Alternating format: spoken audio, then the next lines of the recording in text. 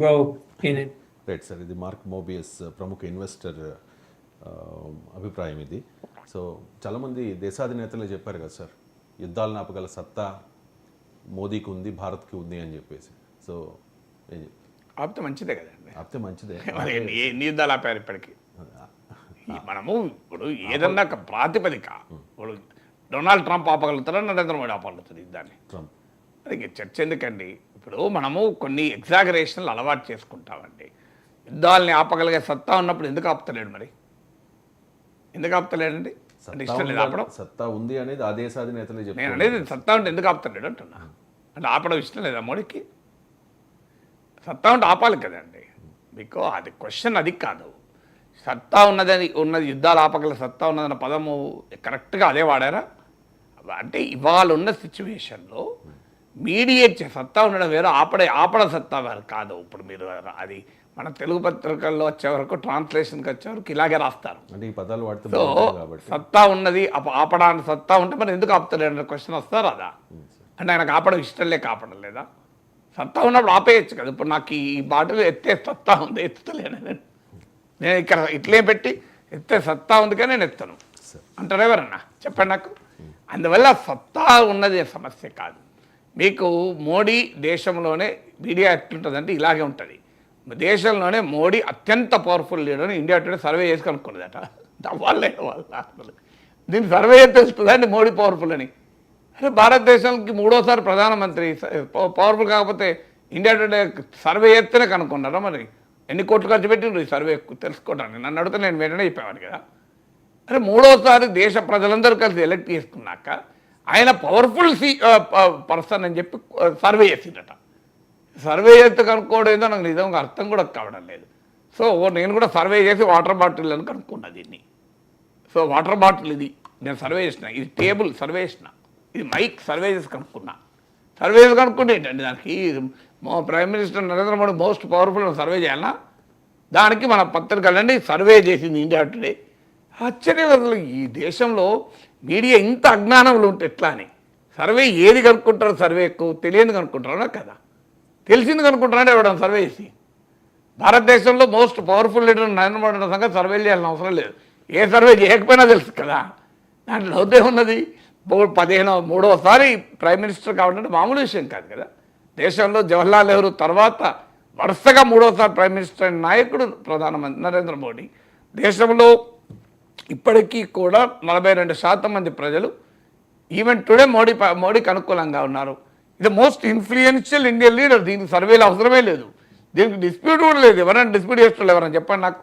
Even Rahul Gandhi అయినా Narendra Modi most powerful కాదు అని అంటాడా? ప్రధానమంత్రి మించి పవర్ఫుల్ ఎవరుంటారండి? ప్రతిపక్ష నేత ఉంటాడా? దీనికి సర్వే అవసరమా?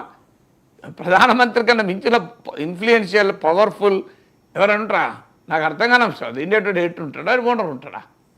ఆటోమేటిక్గా prime minister the most powerful person. దేశంలో ఇవాళ రాజకీయాల్లో అత్యంత శక్తివంతుడు నరేంద్ర మోడీ. దానికేం సర్వేలు అవసరం లేదు. ఇక యుద్ధాలు ఆపే సత్తా ఉన్నప్పుడు ఎందుకు ఆపడానికి క్వశ్చన్ వస్తుంది. అంటే నరేంద్ర మోడీ ఉన్న యుద్ధోన్మాద ఎందుకు ఆపడండి యుద్ధాలు? ఆపే సత్తా లేని కాదు. అందరూ అనేది ఏంటంటే ప్రపంచ నాయకులు అన్నది ఏంటి?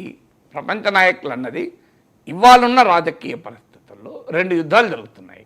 ఒకటి రష్యా ఉక్రెయిన్ వార్, ఇంకోటి ఇజ్రాయెల్ పాలస్తీనా వార్.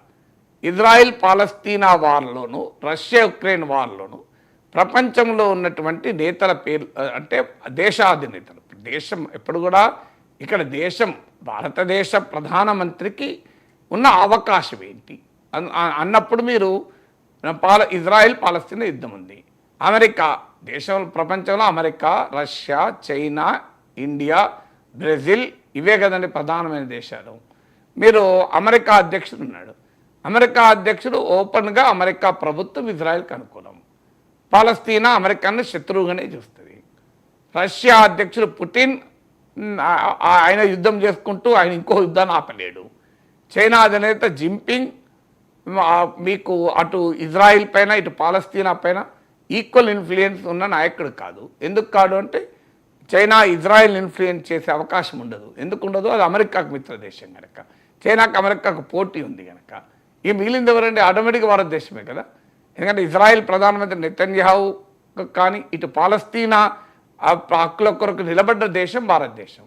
అందువల్ల ఇవాళ మీడియేట్ చేయగలిగితే సత్తా యుద్ధం ఆపడం కాదు, లెట్స్ నాట్ ఎగ్జాగరేట్. యుద్ధం ఆపగలిగే సత్తా ఉంటే ఆపకుండా ఉండడు మోడీ, ఖచ్చితంగా ఆపుతాడు. యుద్ధం ఎందుకు జరుగుతుంది మరి? మోడీ ఉన్నా కూడా ఎందుకు జరుగుతుంది యుద్ధం? ఈనాడున్న రాజకీయ అంతర్జాతీయ రాజకీయ పరిస్థితుల్లో మీడియేట్ చేయగలిగి రెండు వైపులా సర్దుబాటు చేయగలిగే సత్తా భారతదేశానికి ఉంది, నరేంద్ర మోడీకి ఉంది, అందులో అనుమానమే లేదు. ఎందుకంటే ఇవాళ ఇజ్రాయెల్తో మంచి సంబంధాలు మనకున్నాయి, పాలస్తీనా హక్కుల కొరకు మనం నిలబడ్డాం. ఈ రెండు మన భారతదేశం చేయడం వల్ల we have that role.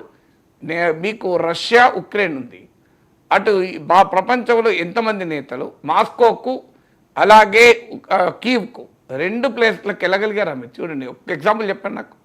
No leader, America president మీకు కీవ్కి వెళ్ళాడు, చైనా అధినేత మాస్కోకి వెళ్ళాడు. భారత ప్రధానమంత్రి నరేంద్ర మోడీ మాత్రమే రెండు దేశ రాజధానులకు వెళ్ళగలిగారు, రెండు దేశాల్లోనూ అత్యంత గౌరవాన్ని పొందగలిగారు. అందువల్ల అదే సమయంలో జెలెన్స్కీ లాంటి వాళ్ళు నోటికొచ్చిన మాట్లాడిన సందర్భాలు కూడా ఉన్నాయి, మీరు అమెరికా రష్యాకు సపోర్ట్ చేసినట్టే అని. బట్ స్టిల్ అక్కడ అవకాశం లివరేజ్ ఎక్కడుంది? అటు అమెరికాతో మైత్రి, ఇటు రష్యాతో మైత్రి, అటు యుక్రెయిన్తో మైత్రి, ఇటు రష్యాతో మైత్రి. ఈ పాత్ర మీకు జింపింగ్ పోషించలేడు, ఎందుకంటే జింపింగ్ ఓపెన్గా రష్యా సపోర్టర్. ఎందుకంటే చైనాకు అమెరికాతో ఉన్న వైరం వల్ల అమెరికా వల్లనే ఈ యుద్ధం వచ్చిందని చైనా ఓపెన్గా ప్రకటించింది, మనం ప్రకటించలేదు. మనము ఎవరి వల్ల యుద్ధం వచ్చిందన్న జోలికి వెళ్ళలేదు మనం. సో అందువల్ల మనకు జింపింగ్కు పుటిన్ సన్నిహితుడు, రష్యాకు చైనా సన్నిహితుడు, ఇక్కడ భారతదేశము మోడీ కూడా సన్నిహితుడు, అందులో అనుమానం లేదు. కానీ మళ్ళీ జెలెన్స్కీకి వచ్చే వరకు, ఉక్రెయిన్కి వచ్చే వరకు చైనాకు లివరేజ్ లేదు. ఎందుకంటే ఉక్రెయిన్ ఇది అమెరికన్ అలై, అమెరికా వల్ల యుద్ధం వచ్చిందని చైనా మాట్లాడాక ఆ లివరేజ్ ఉండదు. కానీ భారతదేశానికి కొన్ని అడ్వాంటేజ్ ఏంటంటే మన అటు రెండు వైపులకు కూడా మనకు రిలేషన్, అటు పుటిన్తో రష్యాతో సంబంధాలు ఉన్నాయి, ఇటు అమెరికాతో సంబంధాలు ఉన్నాయి. అందువల్ల ఇప్పుడు జరుగుతున్న రెండు యుద్ధాల్లో మీడియేట్ చేయగలిగేటువంటి అవకాశం భారతదేశానికి ఉంది.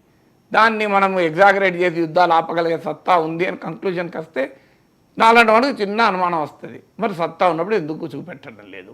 సత్తా దాచుకుంటే ఏమొస్తుంది? సత్తా ఎప్పుడైనా ప్రదర్శించాలి, యుద్ధం ఆపాలి కదా. నరేంద్ర మోడీ యుద్ధోన్మాది కాదు కదా, భారతదేశం యుద్ధాన్ని కోరుకోదు కదా, ఖచ్చితంగా ఆపేవాడు. ఎందుకు ఊరుకుంటాడు? ఆపలేడా? సో అందువల్ల ప్రతిపక్షాలు ఇంకో విమర్శ కూడా చేస్తాయి. అక్కడ రష్యాలో ఉక్రెయిన్లో యుద్ధం, పాలస్తీన్లో యుద్ధం, ప్రపంచంలో యుద్ధాలను ఆపగలిగే వ్యక్తి మణిపూర్లో మేతీలు కుకీలు కొట్టుకుని ఎందుకు ఆపలేకపోతున్నాడు? నిన్నగా మొన్న కూడా 10 మంది చనిపోయారు కదా. ప్రపంచ యుద్ధాలే ఆపగలిగిన సామర్థ్యం ఉన్న నాయకుడు మణిపూర్లో తన సొంత దేశంలో, తన పాలనలో ఉన్న దేశంలో, తన సొంత రాష్ట్రంలో ఇద్దరు జాతుల మధ్య ఘర్షణ ఆపలేకపోతున్నారే. ఆపే ప్రయత్నం కూడా చేయాలనే క్వశ్చన్ కూడా వస్తుంది కదా. అందువల్ల ఇప్పుడు కూడా ఇక్కడ ఇండివిజువల్ని ఎగ్జాగరేట్ చేయడం కాదు, భారతదేశానికి ఉన్న unique position, multi polarity emerge అవుతున్న సమయంలో, మల్టీ అలైన్మెంట్ అనే విదేశాంగ విధానాన్ని అనుసరిస్తున్న సమయంలో ఏ ఒక్క మిలిటరీ బ్లాక్ వైపు మొగ్గు చూపని భారతదేశానికి, భారత ప్రధానమంత్రికి డెఫినెట్గా అవకాశం ఉంది. అందులో 10 ఏళ్ల పాటు దేశంలో అప్రత్యేకంగా ఎన్నికైన ప్రధానమంత్రికి ప్రపంచంలో గుర్తింపు ఉంటుంది. ఇప్పుడు ట్రంప్ ఎలక్ట్ కాలే, మధ్యలో ఓడిపోయాడు. మీకు జింపింగ్ పుటిన్ లెక్క కిందికి రాదు, ఎందుకంటే వాళ్ళు గెలిసే వాళ్ళు మన దేశాల లాగా అమెరికా లాగా ప్రజాస్వామిక ఎన్నికలు కావు కదా. అక్కడ నాకు Xiaomi one political leader in the world వరుసగా 10 ఏళ్ళుగా అధికారంలో చూపెట్టాను నాకు. లేరు. మీరు బ్రిటిష్ ప్రైమ్ మినిస్టర్ నిన్నకాక మొన్న వచ్చాడు, కొంత మ్యాక్రాన్ గెలిచాడు, కానీ బట్ డెఫినెట్గా ఒక మోస్ట్ పాపులర్ కంట్రీస్లో ఒకటైన భారతదేశంలో ఇన్ని కోట్ల మంది ప్రజల అభిమానాన్ని చూరగొన్న తిరుగులేని రాజకీయ నాయకుడు. అందువల్ల ప్రపంచ దేశాధినేతలతో కూడా పర్సనల్ రిలేషన్స్, ఎందుకంటే ఇంటర్నేషనల్ డిప్లొమసీలో భాగంగా అనేక దేశాలు పర్యటించిన నాయకుడు నరేంద్ర మోడీ. అందువల్ల భారతదేశానికి, భారత ప్రధానమంత్రికి అంతర్జాతీయంగా ఆ గౌరవం ఉన్నమాట నిజం. అందువల్ల నోబెల్ బహుమతి అందరికన్నా ముందు మీరు 7 ఏడాది కింద మాట్లాడాను మోడీకి నోబెల్ బహుమతి రావచ్చు అని. ఇది one of the definite probable candidate for the Nobel prize. అయితే నోబెల్ పీస్ ప్రైజ్ రావాలంటే ఏదో ఒక బ్రేక్ త్రూ రావాలి. నిజంగానే రష్యా ఉక్రెయిన్ వార్లో బ్రేక్ త్రూ వచ్చినా, ఇంకా ఇజ్రాయెల్ పాలస్తీనా వార్లో భారతదేశం బ్రేక్ త్రూ అంత సులభం కాదు. ఎందుకంటే మోడీ ప్రభుత్వం ఇజ్రాయెల్కు చాలా ఎక్కువ అనుకూలం. కంప్లీట్ న్యూట్రల్ అనరాదు. అంటే గతంలో మనం పాలస్తీనా పట్ల తీసుకున్న వైఖరి ఇప్పుడు ఆ వైఖరి తీసుకోవడం లేదు. ఏమైనా అవకాశం ఉంటే ఉక్రెయిన్ వార్ రిజాల్వ్ అయ్యే అవకాశం ఉంది. ఎందుకంటే అక్కడ ట్రంప్ కూడా గెలిచాడు. ఉక్రెయిన్కి సపోర్ట్ అమెరికా తగ్గే అవకాశం ఉంది. అందువల్ల రష్యా ఉక్రెయిన్ వార్లో ఏమైనా బ్రేక్ త్రూ వస్తే మాత్రం డెఫినెట్గా Narendra Modi is the most probable candidate for the Nobel peace prize. అందువల్ల మీకు అది వస్తుందని నేను చెప్పలేను, కానీ వచ్చే అవకాశం మాత్రం ఖచ్చితంగా ఉంది. భారత ప్రధానికి నరేంద్ర మోడీకి రావాలని ఒక దేశభక్తియుత భారతీయుడిగా ఖచ్చితంగా కోరుకుంటాను. ఐ ఫీల్ ప్రౌడ్ నరేంద్ర మోడీకి నిజంగానే నోబెల్ పీస్ ప్రైజ్ వస్తాయి. Right sir.